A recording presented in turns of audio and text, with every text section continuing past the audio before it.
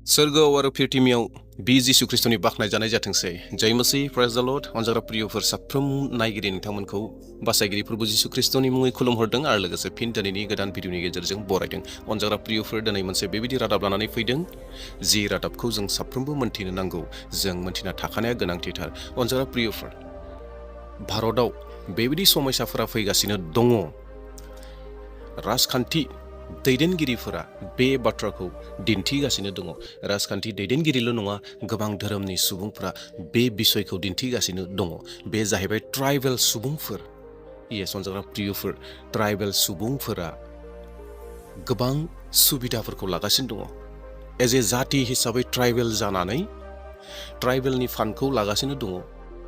आरो मोनसेया जाहैबाय ख्रिस्टियान धोरोम लानानै माइनरिटि फान्डखौबो लागासिनो दङ। मोननै फान्डखौ सरकारनिफ्राय ख्रिस्टियानफोरा लागासिनो दङ होननानै बे बिसयाव गोबां आसि थुगासिनो दङ। दा बेनिखायनो साफ्रोमबो ट्राइबेल ख्रिस्टियानफोरखौ बोख्लायनांसिगौ। ट्राइबेल ख्रिस्टियानफोरा जायफोरा ट्राइबेल एसटिनि फान्डखौ लागासिनो दङ, बिसोरखौ एसटि फान्डनिफ्राय बयकट खालामनांगौ होननानै बुंनाय बाथ्राया सोलिबोगासिनो दङ।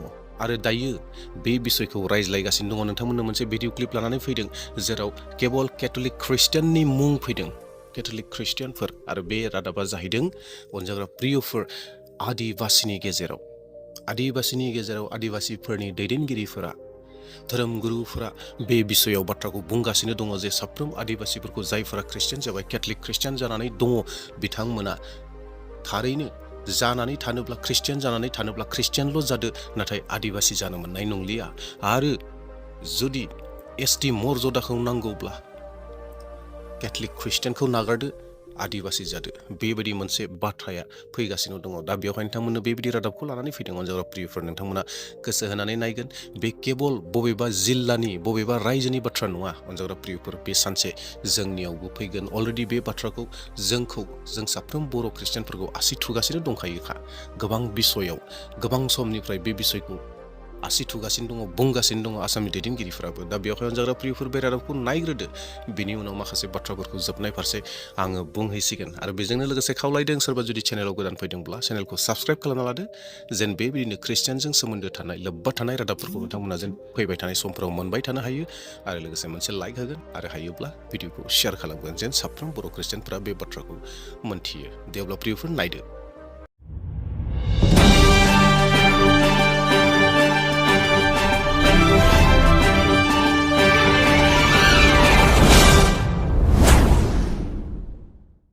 झारखंड में कैथोलिक आदिवासी शब्द इन दिनों चर्चा में है। झारखंड की मंत्री शिल्पी नेहा तिर्की ने इस शब्द का प्रयोग कर राजनीति में नई बहस छेड़ दी है। कैथोलिक आदिवासी शब्द को लेकर बीजेपी के प्रदेश अध्यक्ष बाबूलाल मरांडी और पूर्व मुख्यमंत्री चंपई सोरेन ने सवाल खड़े किए हैं। बाबूलाल ने कहा कि ईसाई धर्म में मतांतरण कर चुके कुछ लोग कैथोलिक आदिवासी जैसे भ्रामक शब्दों का इस्तेमाल कर आदिवासी समाज को गुमराह करने की साजिश रच रहे हैं। पैसों और राजनीतिक स्वार्थ के लालच में मतांतरण कर ईसाई बन चुके ये लोग सिर्फ आरक्षण का अनुचित लाभ उठाने के लिए खुद को आदिवासी बता रहे हैं। कैथोलिक समुदाय ये स्पष्ट सुन ले कि उन्हें अपने धर्म का पालन करने की पूरी स्वतंत्रता है, लेकिन अगर लोभ, लालच, भय और साजिश के तहत आदिवासी समाज को मिटाने का षड्यंत्र किया गया तो इसे कतई बर्दाश्त नहीं किया जाएगा। बाबूलाल ने कहा कि आदिवासी समाज चर्च के फरमानों से नहीं चलेगा, बल्कि यह अपनी दिशा सनातन आस्था और सरना स्थल, माझी थान और जाहिर थान जैसे पारंपरिक श्रद्धा केंद्रों से तय करेगा। झारखंड में अब जल्द ही आदिवासी समाज को संगठित कर विदेशी साजिशों को नाकाम करने के लिए आंदोलन शुरू किया जाएगा, ताकि अपनी सांस्कृतिक पहचान और संवैधानिक अधिकारों की रक्षा की जा सके। वहीं पूर्व मुख्यमंत्री चंपई सोरेन ने एक्स पर कहा कि आज एक नया शब्द सुना, कैथोलिक आदिवासी। कोई इन्हें बताए कि या तो आप कैथोलिक हो सकते हैं या फिर आदिवासी। दोनों एक साथ होना संभव ही नहीं है, क्योंकि संविधान के हिसाब से आदिवासी अनुसूचित जनजाति में आते हैं, जबकि ईसाई अल्पसंख्यक में।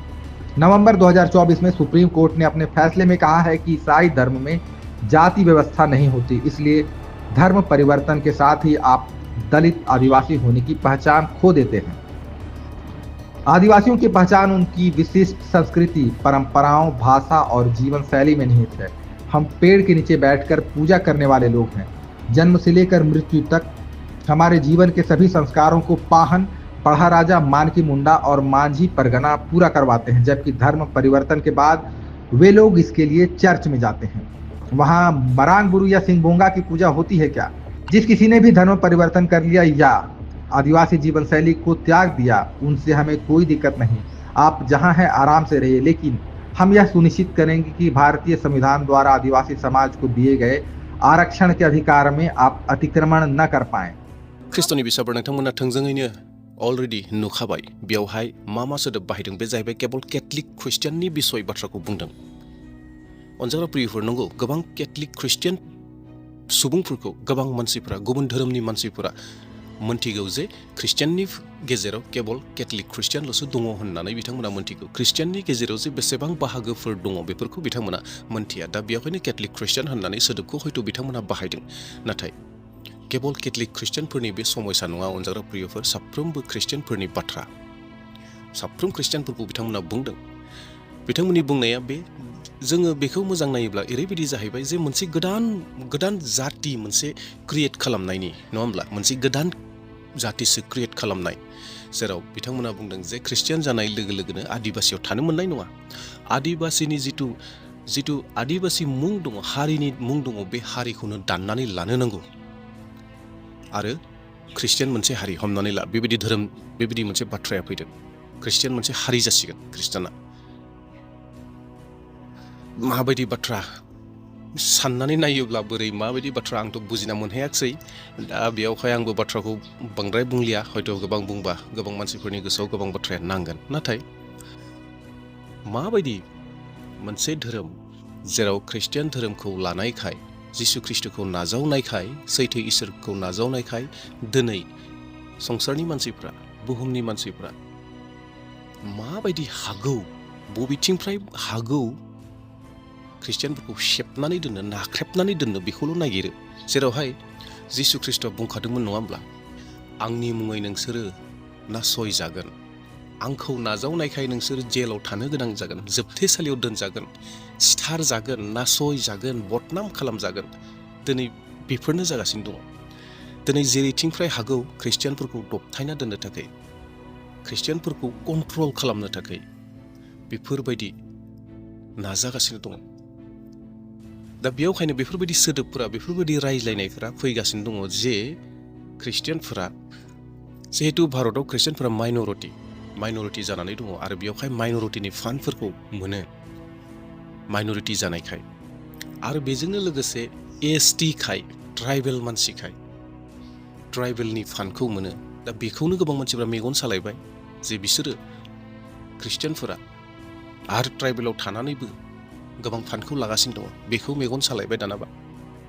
दा बेयावहाय बेखौ बन्चित खालामनांगौ, ट्राइबेलनिफ्राय जोंफोरखौ दाननानै होनांसिगौ।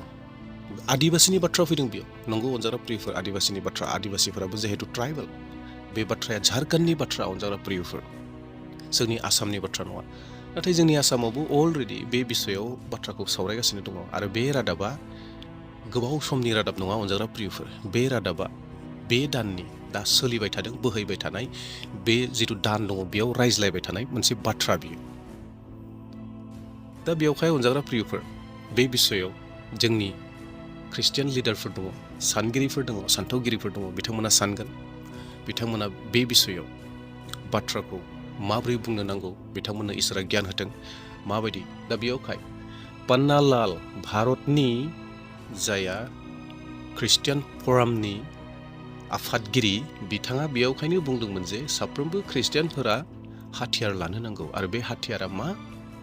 भारतनि संबिधाननि हाथियार। भारतनि संबिधाननि हाथियारखौ जों साफ्रोमबो रोंथारनो नांगौ। जों जेब्ला रोंगोन अब्लासो जोङो जोंनि दुश्मनफोरनिफ्राय जोङो गनो हागोन, दावहा नांनो हागोन। दा बेवहाय अनजाग्रा प्रियफोर, साफ्रोमबो बर' ख्रिस्टियानफोराबो जोङो भारतनि संबिधाननि बाथ्राखौ मोनथिनांगौ। मानोना भारतनि संबिधाना दिनै जोंनो उदांस्रि होदों जे धोरोमाव थानानै इसोरखौ खुलुमनो, सिबिनो थाखाय, आरो हारिखौ लानानै, गावनि जातिखौ लानानै इसोरखौ खुलुमनो थाखाय।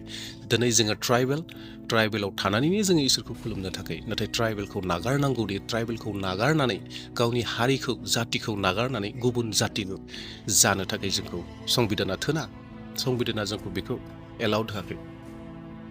दा बेयावहाय अनजाग्रा प्रियफोर, जोंबो जेन फामथिम जानानै थाखानो हायो जिहेतु जोंनि सायाव जेंनाया फैगोनखा जोंनि सायाव प्रब्लेमसा फैगोनखा मानोना जिसु ख्रिस्ट'आ बुंनानै दोनखादों जोबनाय बोथोर फारसे बाथ्राखौ जेरैथिं बुंहैयोब्लाबो बाथ्राया बेयावनो नांहैयो अनजाग्रा प्रियफोर मानोना बोथोरा खाथि जाबोगासिनो दङ जिहेतु जिसु ख्रिस्ट'आ गावनो स्वयं गावनि खुगाजों बे बाथ्राखौ मोन्थिहोदों नोंसोरो जोबनाय बोथोर फारसे